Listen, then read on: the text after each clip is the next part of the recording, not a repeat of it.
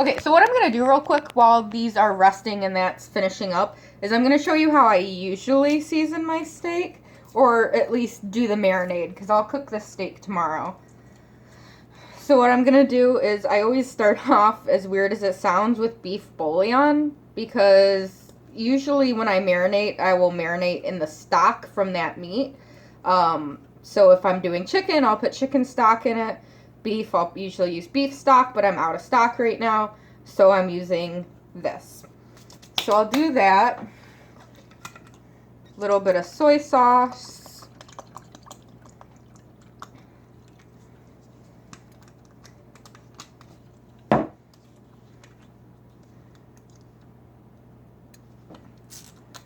Steak sauce doesn't want to open. A little bit of steak sauce.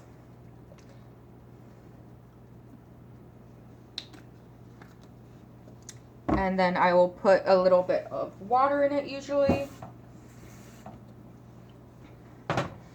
And then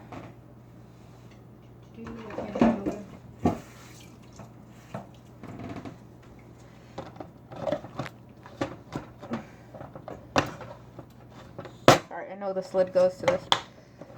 Now I'll put a lid on it. I'm gonna mix it up a little bit. And I'll let it sit like that, and then I will flip it tomorrow morning and let it marinate on the other side.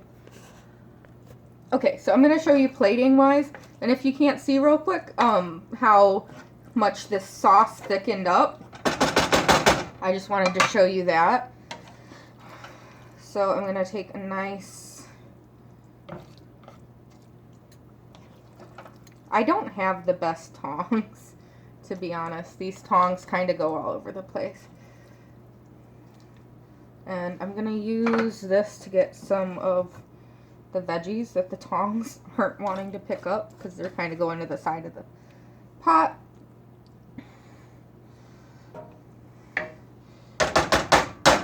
And then I'm going to go ahead and lay the steak right on top. And that is the finished dish. You can see here the sauerkraut kind of helped hold some of that juice in, and it kind of kept the steak from meeting the same fate as the pan around here. I do think there'll be a nice sauerkraut flavor to this. And that is our meal. I'm going to taste it. Just give me a second and a change of view. Okay, so now I'm going to dig in. I took a couple pictures real quick of my plating so I can post them or use them as a thumbnail. It does smell really good. So I'm going to try to get a couple pieces of everything. I'm going to try these noodles.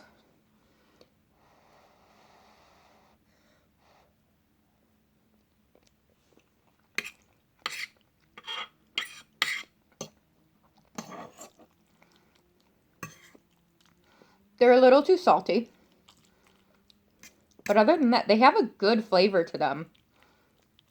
They kind of taste like the lo mein you get at like mall kiosks. But I don't know, like you still get that citrusy taste to it as well. Little too much salt. And that's because I put so many salt containing ingredients in it. I should have never added normal salt, because I added that bouillon to it. And then the salt plus the bouillon plus that I use soy sauce, even though it was reduced sodium, that was a bit much.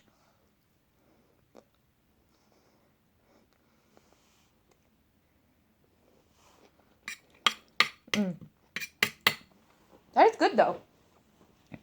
Okay, so the steak. I'll be honest, I think I overcooked it. I'm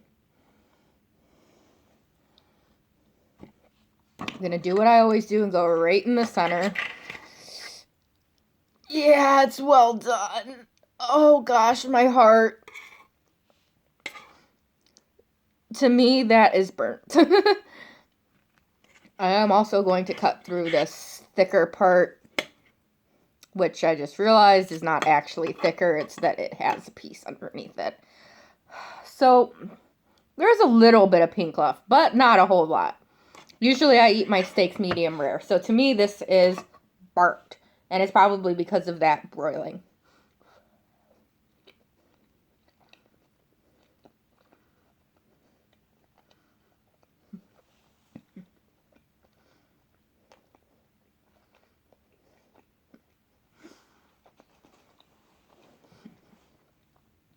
That's really good, though.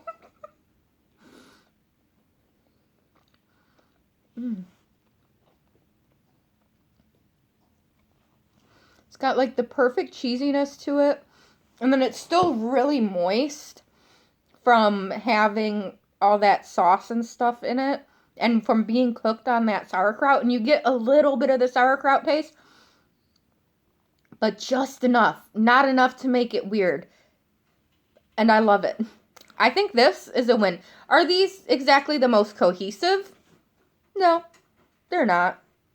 But I made a meal.